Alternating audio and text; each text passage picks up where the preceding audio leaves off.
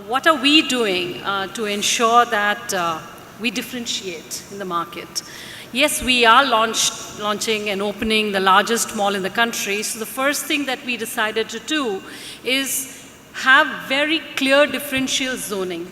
So when we zoned the project, we actually, what we did is we went one step ahead. We have sub-branded the zone and leased it in the particular zoned strategy was end-to-end. You know, we kept that in mind right from the anvil of the project.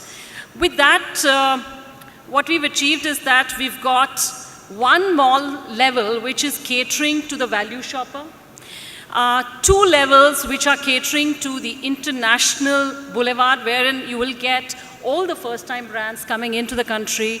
They will house themselves in a flagship format. In India, as you know, quality real estate are very few and far between. I think two of us represent high-quality real estate in North India, and there are a few in the West. And beyond that, there aren't too many to count on. So this is one of the things that we found international retailers coming back to us, and we gave them the scale that they are used to and the kind of design that they are used to. So, and that's how the International Boulevard has been designed. Then interestingly, Ritu, we also have created a whole zone for the high street shops. Wonderful. Now, as you know that we all, on this panel itself, we are all wearing Indian wear. We are very comfortable in wearing Indian wear and fusion wear. So we decided to dedicate a whole zone and called it the High Street and handpicked the best of high street brands who are ready to get into organized retail. And that has formed a very unique proposition in Mall of India. Beyond that, of course, there are a lot of entertainment that we have planned to ensure stickiness in the mall. So what we have tried to do is create a destination wherein a customer can come in and find that he can walk into the store at 10 o'clock in the morning, he comes into the mall, and they are engaged all the way till 10 or 11 at night. There are various zones that they can meander and experience. Eventually, malls work when customers find stickiness in the project and are able to get loyal to that particular mall because it also addresses end-to-end their needs, be it the immediate catchment requirements or tourist requirements. So what we've also tried to do in DLF Mall of India is give it a tourism positioning, a tourism angle. We are in touch with the government with that in mind. Fortunately for us, we fall in the Golden Triangle route. We are en route there. And we are very much in talks with them to ensure that we are part and parcel of the Incredible India campaign. Right. With that, and a series of efforts that we try to do, we know that as a destination, Mall of India will be a new benchmark that we'll create. Fantastic. Now, coming to your second question of international brands, yes, there are many international brands which will find a first-time, brands would be there in Mall of India. Two reasons why they are finding India as a market very attractive now. Of course, the scale is there.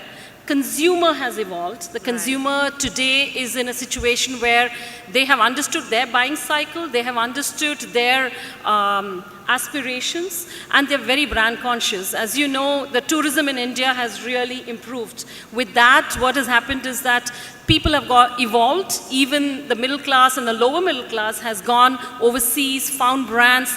There is exposure. And with that exposure comes in the scale that the international brands look for. But the real meat in this market is in affordable fashion, in fast fashion. Right. So we in DLF Mall of India are very conscious of this fact, and we are really targeting those international brands which cater to fast fashion, but in the affordable segment, rather than in the luxury segment, because we believe that that's where the market is headed. India is just about experiencing good shopping malls. In fact, the best is yet to come, as we say. With that in mind, consumers are still at that experience phase of wanting to go, try out, talk to the customer service, find out what is their style. Now, when we talk about e-commerce, it could probably work in electronics and books, but when it comes to fashion, which is the main proponent where malls are concerned, fashion is very experiential. and it is personal in nature. And I believe that e-commerce will play, and it will have a play, but it will take a while. I would look at giving it another 3-4 years before it has an active major play in the fashion end. Yes, in the non-fashion end, where value plays a huge role, like electronics and books, I think e-commerce is the way it will be headed, and there'll be a lot more growth there.